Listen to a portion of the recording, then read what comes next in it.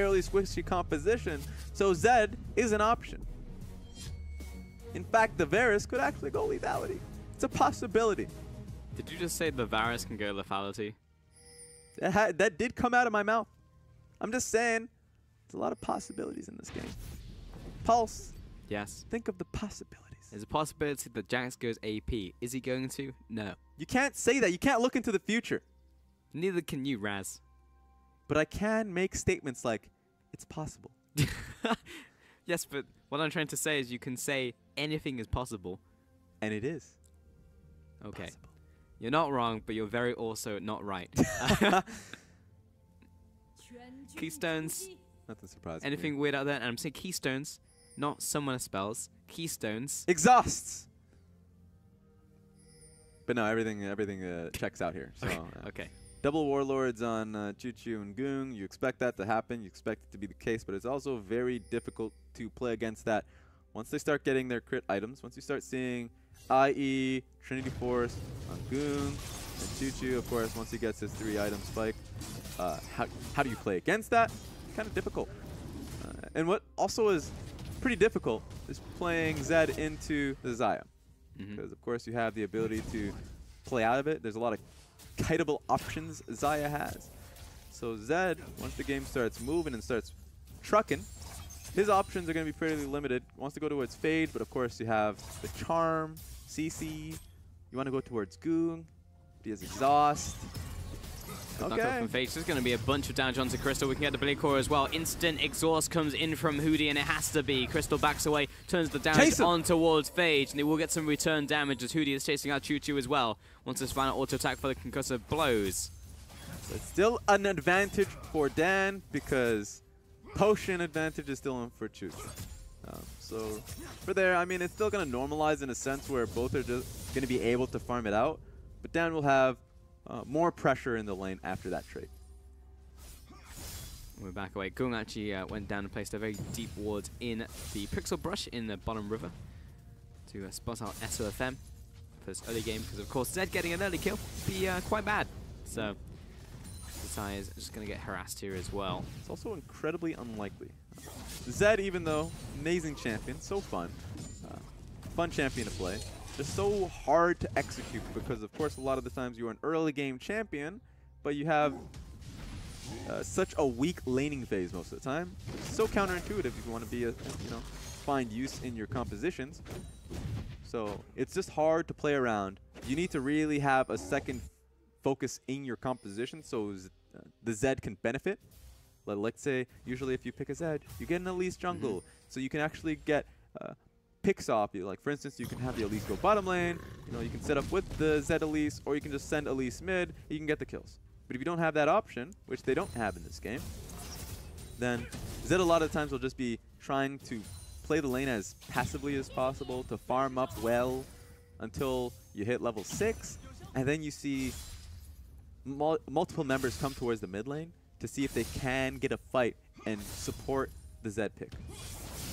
You're not gonna get a 2v2 in favor of Zed Gragas, especially with Sums still being up and available for Goong, having Flash and Exhaust.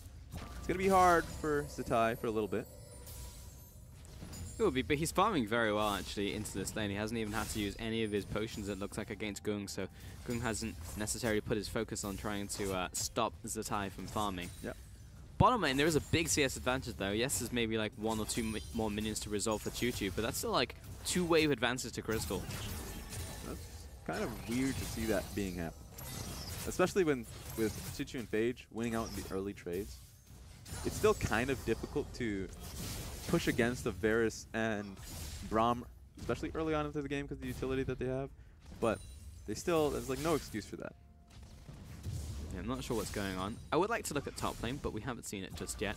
As MQ has done very well for himself so far, has a good amount of farm. He's only just burnt his 2nd stack of his corrupting potion, and maybe looking to back right now as well. Yeah. I mean, I don't understand why you want to look at the top lane now. You didn't want to see the tank fights happen the last game. Okay, well, first off, it's not a tank fight this time, and second, this is 5 minutes into the game, not 40. So I'm just saying, not much is going to be happening with the Jax. There's no kill pressure. He's going to be farming. Has that corruption potion. But sure, he has Sheen now. More Raz, because if the Jax gets out of laning phase, and the fact that he's gone Sheen first off means that he is so comfortable in this lane that he can maybe set up kill pressure for himself in the Maokai before he hits level 6. You know what? That's fair. But that just means the Observer has to tune in about 8 minutes in the top lane. Not now. I want to see it, though. Alright, SOFM. He just shows his face. Gung, he had Valkyrie up. It's all good. You say it's good, but that man has no mana now. It's mostly good. It's pretty okay. It's okay. It's passable. It's 5 out of 10. And the only thing that really means is that Zed will have an even easier laning phase. So him getting to Serrated Dirk, which he has, and a lot of blades, a lot of swords. These are very cheap items for the Zed, obviously. So for him to be able to purchase this, and for, you know, Corki trying to get that one mega item of Trinity Force before he's useful, you can see it being in favor of Zed just for that alone. So you're going to see a lot more members getting into the mid lane from Snake, so they can utilize that small advantage, that small window that is in favor of Zed. Serrated Dirk now picked up for Zatai, and you'd be surprised at how much damage that item does by itself for Zed in the mid lane. Because he's got that death mark, so you know the kill potential has increased significantly. Calm yourself, Raz. Phage doesn't have level 6 yet, so it's not going to be an all-in. I'm never a calm person. Can't just tell me to calm down. Chill out. Okay. Cool it. All right. Pipe down. All right. Well, wait. Well, can I be hypey now? No, chill. Oh no. Can I be excited now? Yes. He just stole red buff. No. Well, that really sucks for Karen, because that was his level 6 as well, I believe. So. Wow. That is a pain. This is going to be a lot of damage. Just kidding. Maybe he's not going to follow after. But yeah, Karen, without that red buff, means he's not going to be sustained in the jungle. That was going to be his level 6, because he just got it off Krugs. And he is actually in a battle to the death right now. There's so much. Oh my god, he's gonna die! Please, Observer! I know he's backing, but it's still pretty hypey. But yeah, now Zed has red buff, has the regen of red buff, has the auto attack burn from red buff. It's a pretty good buff to have as an AD assassin. Gung's angry. Gung is not happy with what just transpired. Yeah, he had no part of that option. He was just sitting there. He just has Zed come back into the lane with a buff. Yeah, Flandre, very aggressive there. He saw he had those caster minions, and he was, alright, that was close. Yeah, he was like, I can definitely go for this trade. And then Moyu slapped him, because that's what Jax does. So Flandre has probably just learned from that he can't trade with Moyu anymore. It's going to be tough. It's tough for a lot of people. It's tough for Goon. It's tough for Flandre. Does anyone not have a tough life, Raz? It's Moyu. Moyu? Yeah, he's having a pretty good life. You don't get to see a lot of Jax go straight into Sheen, because you have to have some level of confidence in the fact that you're not going to get ganked, the fact that you can trade up against a tank like that. But now he has Phage. Usually you're like, at least I'll get Phage components so I can trade, but at the same time be healthy enough to win out in these trades and not get immediately killed off of a gank. But the main pressure has been mid lane and bottom lane.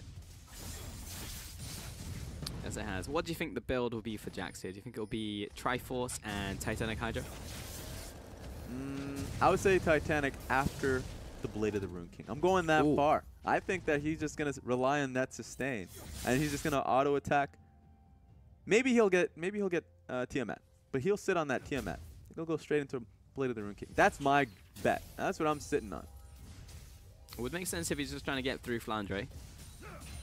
But Flandre is also going to stack armor as well, so we'll see. Yeah, right now, if you're Flandre, you want to get an early on Bramble Vest, I believe it's called. Yep.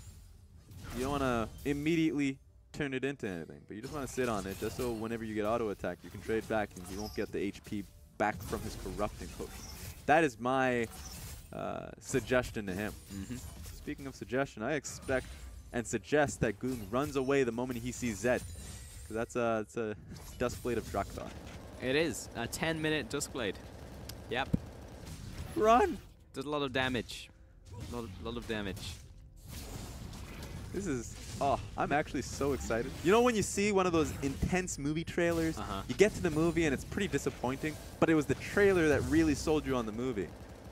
We've just seen the trailer and it's Duskblade of Drakthar. Now we don't know what it's going to turn into, an actual hype moment, a team fight, just him going to the bottom lane and getting a trade.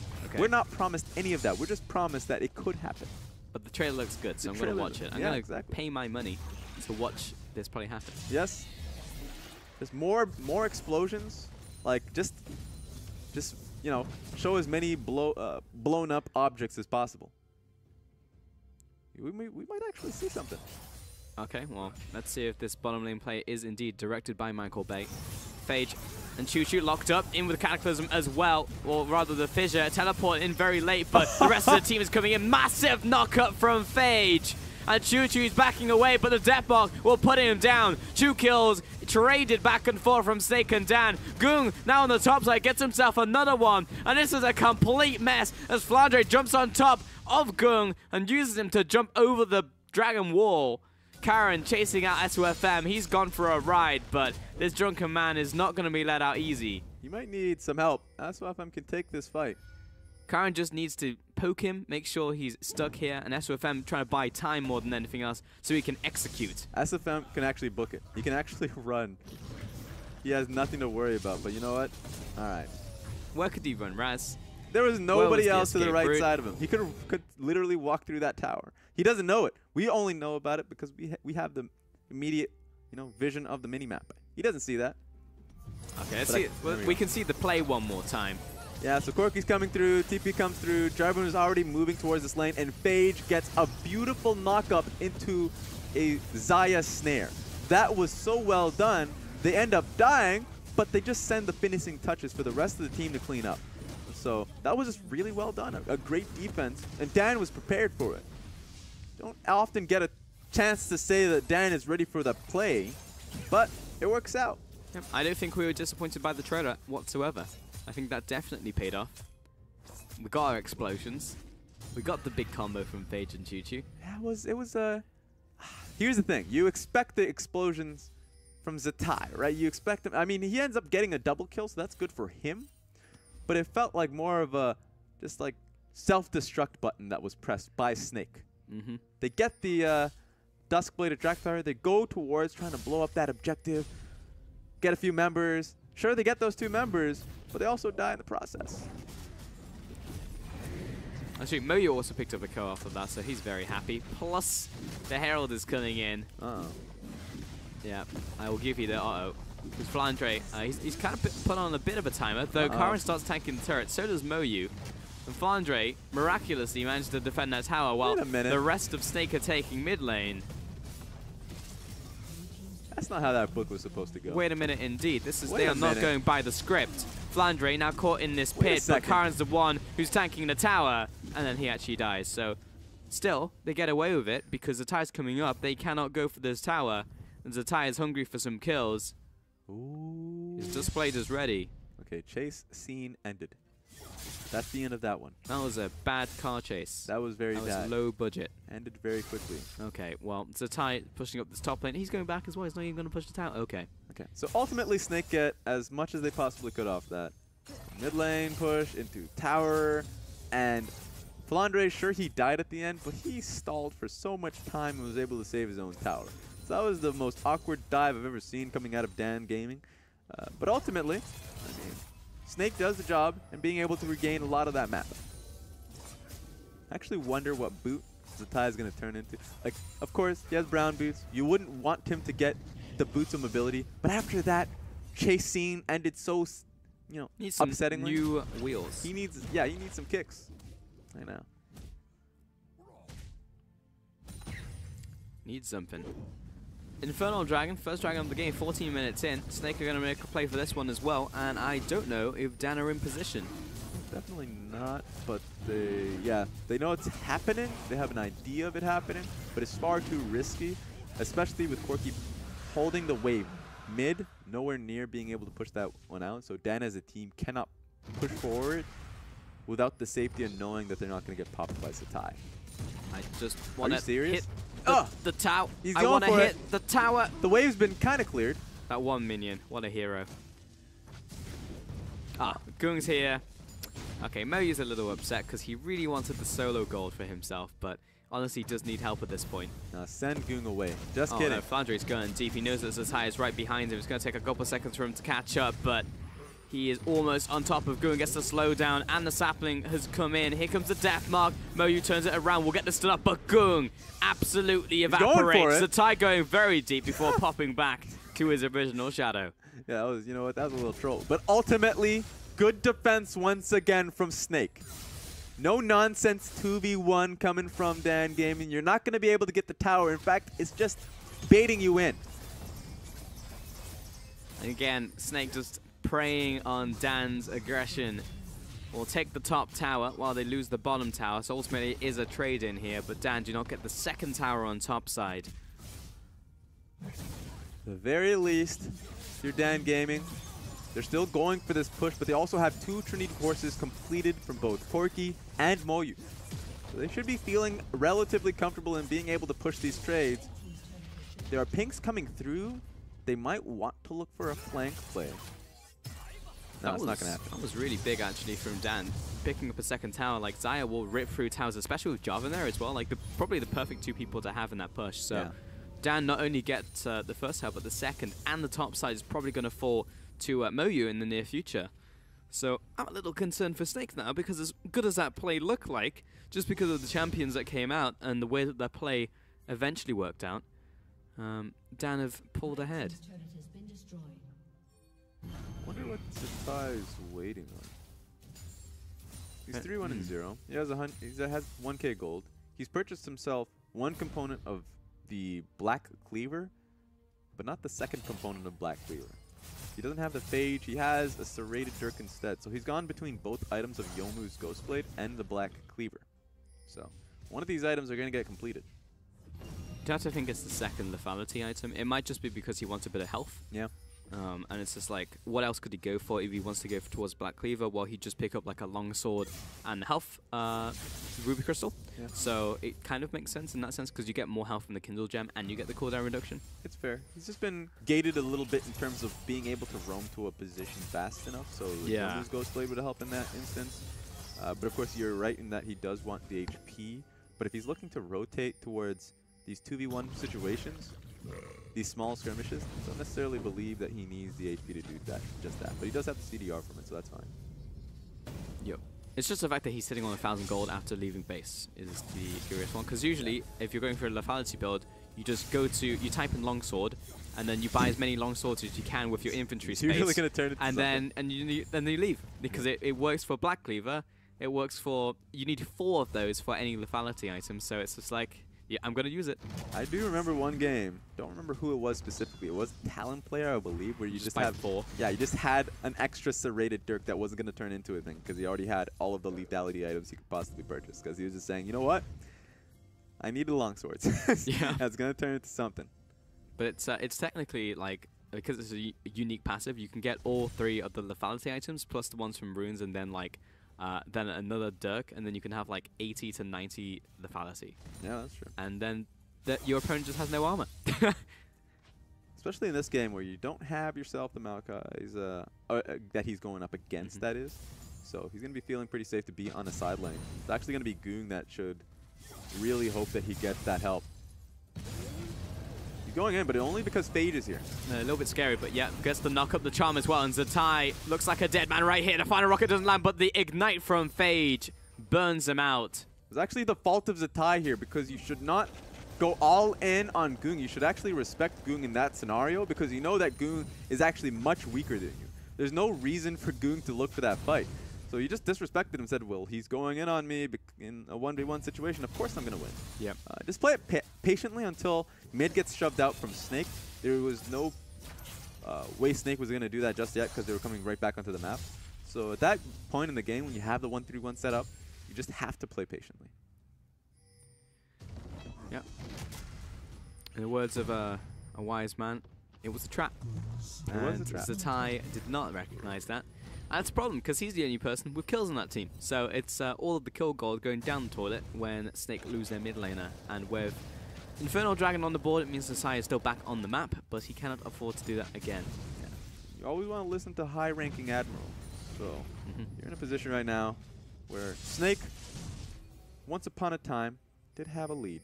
You know, now they're put in a position where they're in a deficit with a composition that should scale off, and they're losing ground when they initially had pressure, right? You don't want to lose pressure. Like right now they have Zed on the bottom side of the map only because they're playing towards this dragon, which is going to be coming up soon.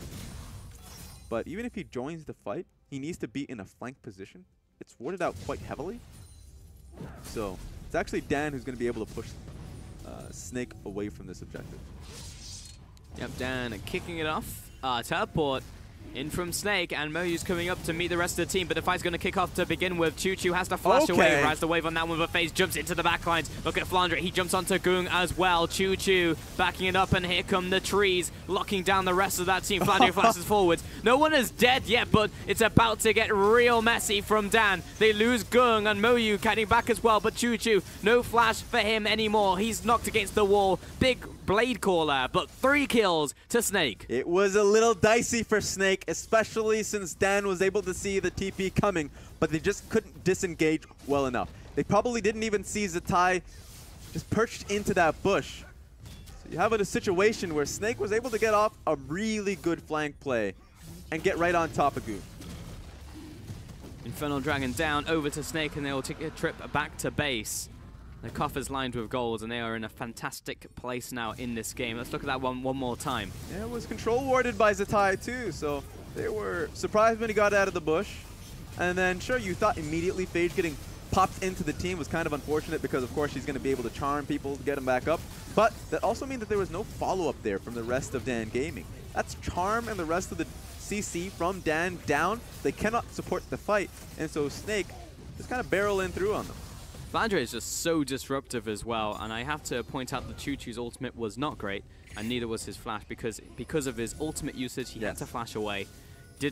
Usually if you're running into the Xayah, that's a fantastic thing for the Xayah, because she's great when people are running into her, because she can use her blade caller and root you, but that's not what he was able to do there, and it meant that Snake was able to run down Dan, not only pick up those kills, but take a bottom tower and a double Infernal Dragon. Snake are in an incredibly strong position. Yeah, for him specifically, I think that was just a mechanical misplay because he was surprised by the Zed coming out. Had he used it in the right position, he would have been able to use his, recall his feathers, get a snare off, but there was no kiting as you mentioned. So now you're in a position where Snake, they're starting Baron. They're in a good position. Yeah, though Baron has often been Snake's bane. Moyu in the bottom side does have that teleport. It's down to around half Phage, just poking in Karin around the backside, but doesn't have the smite for another maybe 5 seconds. Goong just getting that poke down onto the tanks. In comes the teleport that kicked off the fight. Dan going to use this opportunity, but Flandre hits the ultimate, but he's dragged into the team with that charm as well, and he will fall surely. Pulse the passive, buys a bit more time, but after that Snake lose their top laner. Such a good placement for Goong's package. There was no way from Snake to be able to traverse that field and join Maokai. They're put in such a bad position. Now Dan's going to be the ones taking mid lane turret, and they should be able to wrangle some vision towards Baron. In fact, it's Dan. You'd expect them to start it, knowing that someone has to be able to take the wave in the bottom side of the map. It's really dicey. Dan should just start it. They have just started it. Snake coming in from the bottom side with 3. And Zatai on the top with the flank. Look at Phage, doesn't have the quickness, but does have both of his summons available. Zatai sat in this bush, War comes down and spotted out the assassin. Goody backing it up. And it was a good stop from Snake, so Dan will not get away with the Baron. Yeah, Snake take the risky route of putting Maokai here and recognizing that they can push Dan off of Baron with just 4 members. They were right. Zatai was perched into another bush, of course, on the top side of the map. And it was in a great flanking position for if Dan decided to fully commit. And so you're just seeing a very tense situation between both teams. Dan are actually starting to hit their real strong item points. Static Shiv on both Goong and Choo-Choo. Crit chance is going to be a big thing for both of these members. Goong he's not close to his IE yet, which is a pretty big thing. Once he gets to it, then they should be able to win out these team fights fairly heavily. So it's going to be on Snake to really start to put the pressure on Dan. Oh, Flandre, I think he hit the blast cone. Yeah, flag, drag. Will hit the Cataclysm as well. Flandre is very tanky. It's going to take them a long time to kill him. His flash is coming up in around 2-3 seconds. He's buying time. The rest of the team has started the Baron, as you pointed out, Raz. And Dan completely disengaged from Flandre. He does have his teleport as well. You know, that's fun.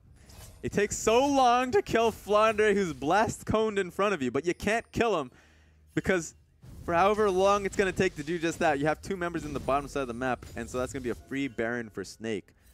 So there's no way for Dan to look to try and get a pick off of Maokai. They have to commit their members top side and hope that Moyu alone can take down Flandre. It's difficult, especially with Moyu not having that teleport from the previous fight. Means that he can't just sit bottom lane because then Snake have control over the Baron pit. But we're only 26 minutes in and we've had like 5 attempts on Baron, but that's only natural when you have Dan and Snake in the game. Yeah, especially since a lot of confidence in how to start fights has been levied to both teams. And so you're not going to see cute control ward plays for both teams, seeing if they can pick up a fight with Flandre looking to roam up on Maokai. No, it's just going to be on zeroing in on Baron.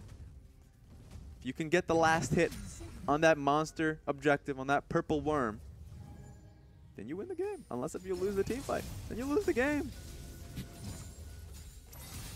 It feels so linear, but a lot of the times it is just decided by these team fights, unless if Zatai and Flandre can get a pick off here. Moyu caught out in this one, and Zatai still has a bunch of damage to offer. Moyu doesn't get the stuff into Zatai, and he's going to have to kite around this. No, just kidding. I was like, he's got to kite around to not take too much damage from the Jax, but then Zatai, pop goes the Weasel, hits the ultimate, and down goes Moyu. Yeah, Zatai played that so well, too, because Moyu would have 100% destroyed him had he gotten stunned in by his Counter-Strike. But he used his ulti to get out of it, and then he used his Shadow to assure that the time would just close through. And there's no way from Dan to start up Baron because SOFM was still on the top side of the map. Now he's looking for a flank.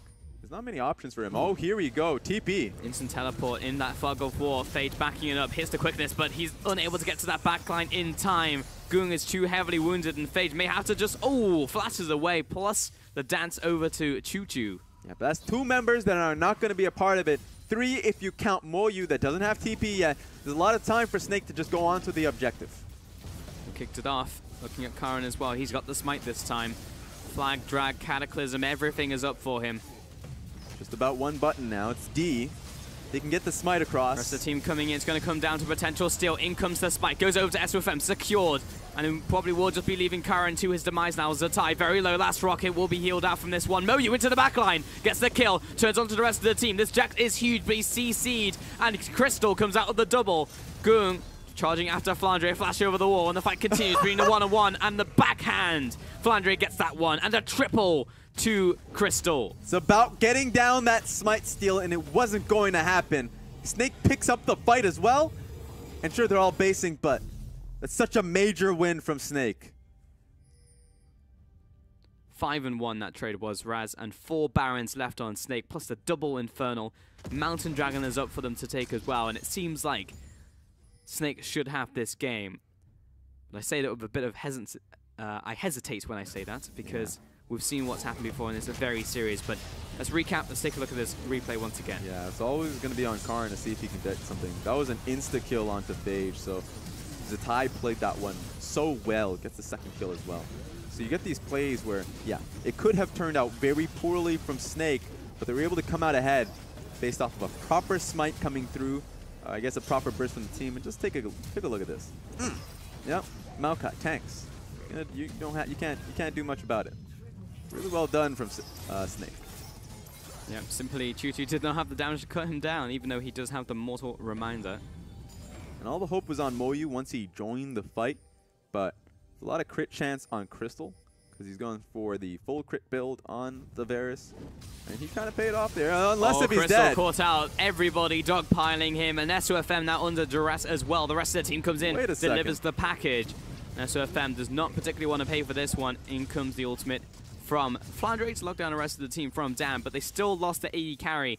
This has cut down a lot of the time now on that Baron. And it's given Dan a major opportunity. These are longer death times we're talking about. 30 seconds is a long time. So we gave Dan a lot of, well, specifically we gave Snake a lot of criticism earlier on in game 1 in their previous series, how they play out with their Barons. Last game was really well done in how they were able to utilize their lane assignments based off that Baron. But you can't make mistakes like these. Yep, it's going to just cost a lot of time on that Baron. I don't even know how much they have left. Maybe like a minute or so, perhaps one push left in them. Yeah, they can still go for one tower. The focus should be on the bottom lane, inner turret. So then, if they get that one open, they don't even necessarily need Baron to look to flank towards that mid lane inner turret. Yeah, staggered recalls though, Raz. Yes. So I guess they're kind of just sitting on it. They're not going to be able to do much with this Baron. It's pretty unfortunate if you're Snake, but at the very least, they're going to be thinking, at least we get a third dragon, I suppose. But at this point in the game, it's not so much about the dragons. The fact that Dan has just looked towards a scaling composition, and they're getting to that point in the game where if Moyu's on a side lane, it's going to be so hard to push him off that lane. And Moyu just does so much damage. We've seen him often joining up with his team so far in this game, and you can see when he's just hitting anybody that he gets in range of, he's starting to hit like a truck. And visiting back on that one, you said it was going to be Blade of the Ruin King. I said it was Titanic. Oh. And what is it, Raz? Disaster. Say it to me. It is the disaster Titanic. I mean, I agree with it. Titanic is the best item you can get there, but I was preying on Moyu, trying to be greedy here. But he's a smart individual. Yeah, we had the faith. 500. Gold. Yeah. Better than nothing. Buy yourself a health crystal. Actually, just all it buys, really, yeah. So that's really well played from Dan. Just giving them that time to wait out the Baron. Yeah, they're going to have to, if you're Snake, you're going to have to still all in on these fights. They have Maokai with the team. They're going to need that. They won't have the side lane pressure unless if Zatai is going to be on the top side of the map, but look how far that wave is. They're just kind of hoping that they can get these minions pushed in and chip down that turret with the 5 members that they currently have. They have 2 options, is to barrel through with their tanks and see if they can get a dive. It's just very risky, not a smart thing to do, don't recommend it. Or just have Zatai on the opposite side of the map of the Jax. Andre catching out Karen. Here we go. It's the ultimate. SUFM jumps in as well, hits the barrel, and that's an instant takedown onto Karen. Zatai backing it up, and he's moves it to the backline, deletes Gung. Guardian Angel roots him down, and that will be a kill onto Zatai. He went very deep for that one, but Moyu comes back up. It's going to be close, but Crystal has the shielding out as well from his support. So it's a 3-for-1 trade. 3 members, 40-second death timer on Gung, 20 on Karen. But these are long death timers, and you have to believe Snake is going to be able to get an inhibitor off of this. It's been kicked off. Minion Wave coming in as well. Snake will take this one away. Only Tutu and Phage to defend, so they probably won't be able to stop them on this inhibitor tower. And here's the thing about that last team fight. I mean, Zatai played that one so well, but I'm actually going to give SOFM... oh, they're not going to go for the inhib. But I'm going to give SOFM a lot of props for not weaving in an auto attack when sending out his ulti, because he did that in the last team fight that he went through, and he just keeps losing kills when he goes for that greedy auto. This time around, he kept it simple. Got the body slam into ulti, just like this. Boom. Ah, no, he did auto attack. You know what? I'm sad. You know what? Take that. Yeah. Take that praise back. Take it all back. Yeah. But he still gets it through. He still gets the knockback. Hello. Boom. That's nice to see. Yeah, but Phage got a really nice quickness charm off onto him, so he was just kind of stuck. So, yeah, Dan will take away this grab. That's actually really good since Baron is spawning in 55 seconds. But Snake gets the inhibitor tower, but not the inhib. So you said they were backing away. There was 2 seconds left on one of the respawns, 10 seconds on another. So they could have risked it, but the mentality seems to be very clear from Snake. It's like, let's not take any unnecessary risks here. Let's just take those advantages and you know, keep pushing forward. It's just about the payoff on that one. Because had they were been able to get the inhibitor and back away, there was nothing on the map for Dan to take. And they would have been able to play off that super minion wave for the 2 objectives coming up. 30 seconds on the Elder Dragon and 20 seconds on the Baron buff. But they won't be able to do that. They're going to have to, you know, kind of get these minions down that lane themselves. It's going to be a lot harder to do that. So Dan has the ability to contest. So, of course, you're right. Play it a much safer pace in this game. But now it's going to be up in the air to see if Snake, triple SOFM, see if they can do this. There is a ward here to catch him out. They kicked it off. Flandry going to use the zoning branches. Locks up the jungler as well. 2,000 health left on this one. Bought 2 seconds of time. He's knocked away from this one. And that'll be the smite secure from SUFM. Zetai jumps over the wall. Turns it onto Gung. He's got very low HP. He goes down to the Guardian Angel. Meanwhile, SUFM caught out with the rest of the team. But he is very tanky. Soaking up the rest of the time from all of that team. Gung backing it off. And Zetai unable to get that assassinate down. MQ turning it now onto Hoodie. But he jumps away to this cannon minion. Dan following down. Gets the 3rd kill of the fight. Zetai will escape from this one. Gung does not land that. He knew exactly where he was recalling as well, but just missed it by a hair's breadth, honestly, in the end of that one. So the Baron picked up by Snake, but at a heavy loss. Yes, major. But at the very least, what Maokai did, what Braum did, at the very end of all of that, pulling the waves so they don't have the option to just go towards an inhib, 2 inhibs even. Sure, they get Elder Dragon, but at the very least, Snake, they get 2 Baron buffs, and they don't lose too much. They lose kills, and they lose an Elder Dragon that should pop off. So now, this is getting really close, down to the wire. Only 36 minutes into the game. But Snake took risks, and at the very least, they get something out of it. This feels very reminiscent of game 1, but this time you have a MQ in a side lane. There is no in-betweens for him, no half measures. And just take a look at Jarvan here. He gets popped back. Flandre played that so well. There's no option here from Carmen to go for a steal, especially with Phage getting the knock-up and charm. So had Jarvan been in that pit during the CC, the smite would have went down. That would have gone to DAN Gaming. It was a major risk, but the Maokai was able to pay it off so well. Not only did he stop Jarvan from stealing it, he directly went to the mid lane and pulled the wave. So Maokai, Flandre really saved his team the game off that play.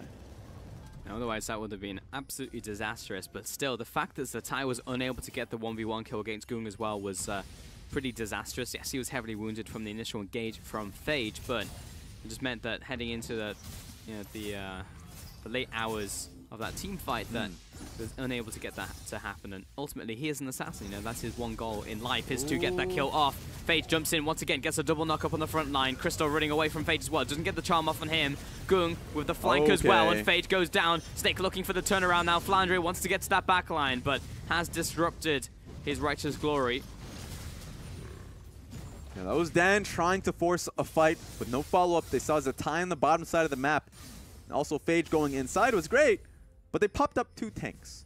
It was actually Crystal that was super safe, and so immediately they were able to turn it back, because you're not going to be doing damage to Gragas and Flandre, or at least it's going to take a long time to get that down. So Snake, sure, it looked like a negative 3,000 gold Baron power play based off of the teamfight loss, but they're definitely recouping that gold back off that teamfight win and off the objectives that they're taking. They're getting a left from this Raz, but Hoodie as well drops very low from the damage in from MQ. There's still a 4 versus 5, and Snake's objective right now is to take as much as they can off of this Baron push. Inhibitor tower down. This will be a 2nd inhibitor now, and probably all they're looking for on this push. And the disengage as well from Flandre. Can't even call him cats anymore. Man has the wrong skin. Definitely does. Yeah. So now you're just going to see Snake. They should play this one out slow. The reason for that is Dan has outscaled him. Sure, it didn't look like that in the team fight, but that was just a bad execution on that one. So you're in a position where Dan wants to fight once again, even though they will be losing Elder Dragon fairly soon. And it's going to be Snake that will send Zetai to the bottom lane with the super minions. Mid lane works too. At least shepherd the wave in, 2 of the waves that are, it is, both mid and bottom lane, while the rest of the team is dealing with the top lane inner and the top lane inhib turret. Yeah, minus Baron power play as well from Snake, just because there's kills going down. But you're absolutely right. If we get into a full-blown team fight for 5 versus 5, then Dan will absolutely smash them. Yeah.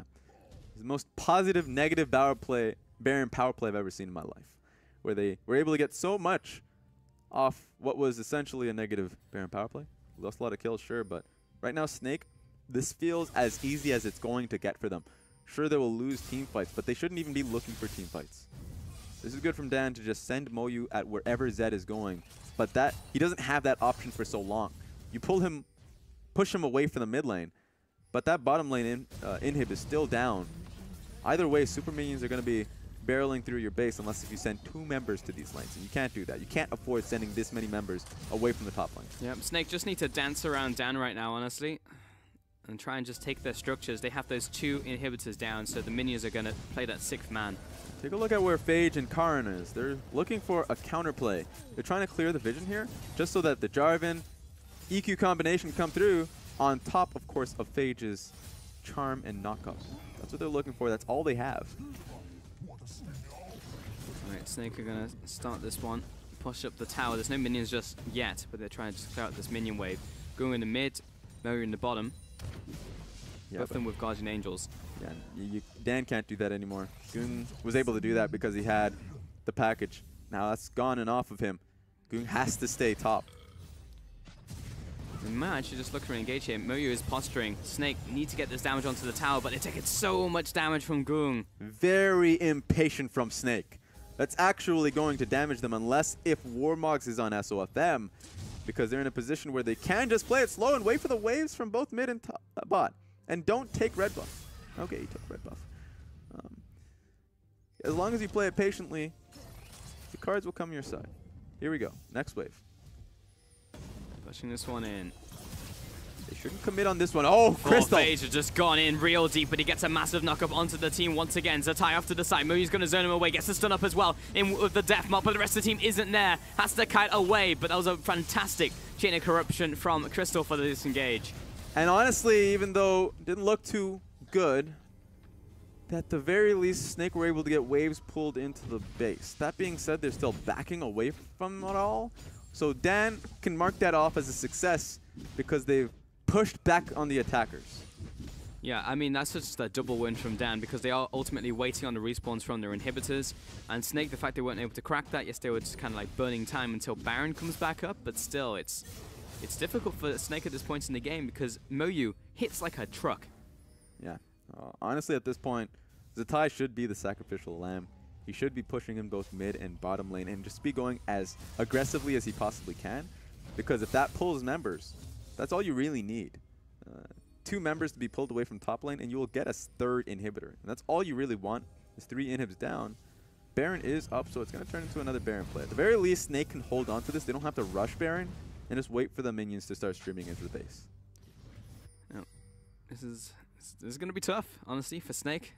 And they have to play it smart. There's no just, ham-fisting it. There's no, just ramming their heads into the wall and hoping that a different result will come out of it. They'll have to play this one smart. Yeah, this is usually, of course, the scariest point of the game for Snake's coaching lineup. Yeah, sure, it's going to be a scary point regardless because it looks like it's going to be a coin flip, but Snake has never really fared well at this point in the game from most sets this season. Flag down. Snake have started this. They know that Muyu's in the bottom side. The super minions are helping them out as well. But SUFM's coming in for the engage. Nice dodge from Chu. Again, a massive knockup from Phage. Getting so much work done. Zatai jumps into the back line. He hops away. Still has the Guardian Angel at the front line. It's a brawl in the river right now as Goong chases after again. Zatai drops him into the Guardian Angel. Crystal turns around. Flash over the wall from Goong as well. SUFM chasing onto the back. But Chu will take him out. Flandre locking up the back line. But what is the rest of Snake able to do? They have to wait down on Moyu, who hops away onto a ward. Zatai getting in range, but again, another hop from Moyu. The cooldown reduction is too strong, but Flandre has just not fallen. The fact that this guy is still alive, and so is Moyu, surviving in a different ways. The minions coming in as well. Moyu somehow still running away from Zatai, and this is the greatest chase of the century, but after the dust settles, it's a 1-for-1 trade. Yeah, the fact that Flandre was able to stay alive for so long really benefits the team. Please kill Moyu. Chase him down. I don't care how you do it. The rest of the team should be able to cut him off here as he tries to get back to his base. There we go. But yeah, my goodness. You take a look at that fight once more. Flandre was the MVP. As much of an MVP as you can possibly be on a Maokai in that composition because Chu was tearing people apart. Chu played that fight so well, and as I was talking him up... Yeah, you were talking him up, but when I have to knock him down briefly... He can't die. Actually just can't die. This time he did have the assistance from Zatai, which kept him alive, but still, he is remarkably tanky. That's ridiculous. I mean, Chu must feel frustrated at this point in the game. Now you have to be... Oh, I don't even think he's out. I'm just going to assume he didn't see the Maokai. But ultimately, yes, you got to feel frustrated. Chu used his ulti to dodge out of SOFM's cask, and then you see how that fight played out, because Chu was not going down at all. And Flandre just dove into him just to buy time, and he bought so much time and still didn't die. Man, Flandre is an absolute monster on this Maokai. He's got like 4,000 HP. Resistance stats to back it up as well, and he gets his health back from his passive. But they're going to go for the full-on engagement. The slowdown coming in from the Righteous Glory. Phage knock up on the front lines, but nowhere as big as the previous ones. Karin goes real deep, and Snake, with this kill, they'll try and knock down these inhibs once again. You know what? I was really worried that Snake just didn't have a second carry, because Atai is legitimately just turning into a bait, per se, because he's not going to be able to get kills for himself. But I suppose Maokai, if he just doesn't die, he's going to be repeatedly just doing damage to carries. The guy just sat there for so long, popped Gargoyle of Stone Plate, and was just sitting there, pressing Bramble Fist, hitting the ground. I want to see the damage of Maokai at the end of the game. That's the one thing I'm looking forward to at the end of the game. This is the one time I want to see damage taken, actually. Damage taken, damage done. I want to see all the damages. This has been a very long game. Just very much a slugfest, just back and forth constantly around these objectives. And now, yes, the Baron's been picked up from Snake, but there's another one. Here comes the Elder Dragon as well. This is when you start to question, what does this Elder Dragon actually mean for Snake? Because the only reason this game has gone this long, because Snake is not comfortable going into these team fights. They're just trying to get as many objectives as possible to see if they can end the game and try to get as many objectives and use the wave with them as like a 6-man. But if they get this Elder Dragon, I doubt they're still going to be confident in winning a team fight with Goong and Choo-Choo still sitting around. Sure, they've been winning the past few, and they're just going to just try and barrel it through with Maokai. But if Crystal is the target, if Crystal gets jumped on, then we got some problems.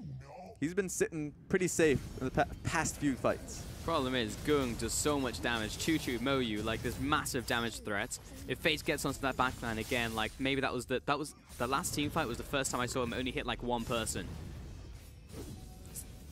There's still the opportunity at almost 50 minutes into a game. A 5-0 means the game for either team. It's getting rough. We're talking about these 6-item builds coming through. There's a Void Staff on Goong. He needs damage to land. Yep, these magic damage crits. Yep. Okay. Stepping up, he's very deep actually, right in front of Flandre. Yeah, pops the package to get away. This inhibitor should be falling.